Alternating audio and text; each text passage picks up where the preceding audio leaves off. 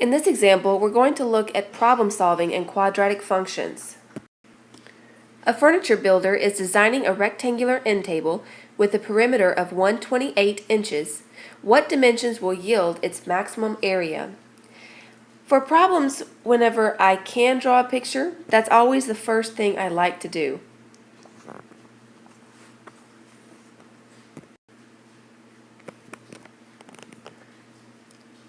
Let's think about this for a minute.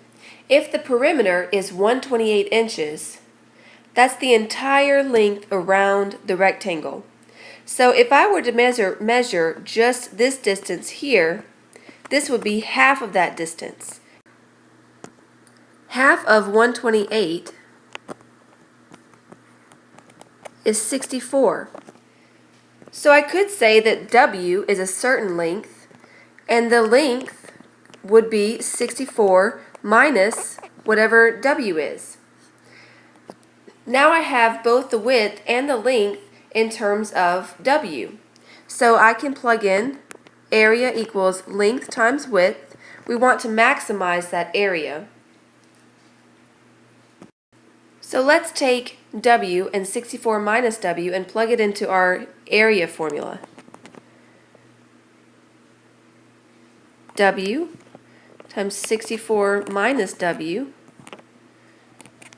equals 64W minus W squared. Now let's rewrite this just a little bit differently so that maybe we can recognize it. At this point, we can use the vertex formula to find the maximum value. Remember, the vertex formula is negative b over 2a, and then you take that number, you plug it into your equation, and you find the function value. Negative b over 2a is equal to negative 64 over 2 times negative 1. This is equal to 32. Now let's plug in 32 into our formula and find the maximum area.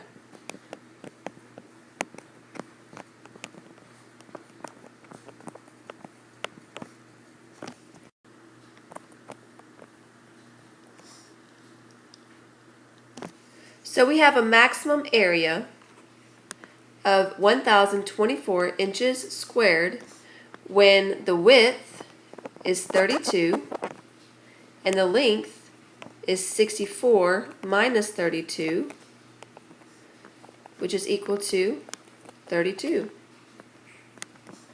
So we have the maximum area when our rectangle is actually a square.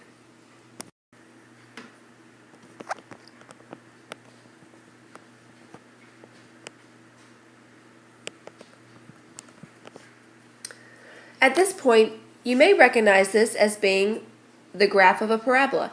And remember that the maximum is found at the vertex. So if we were to find the vertex using negative b over 2a,